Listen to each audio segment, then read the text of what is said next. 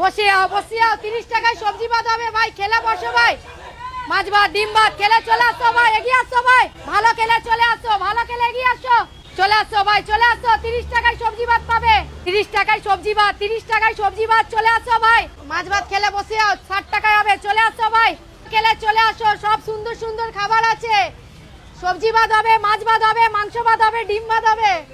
আজকে আছে রুই মাছের ঝাল আছে, সর্ষে বাদাম বাটা আছে। প্রথম থেকে দেখাচ্ছি, জিরা কাঠি চালের গরম ভাত একদম, এই দেখো ধোয়া।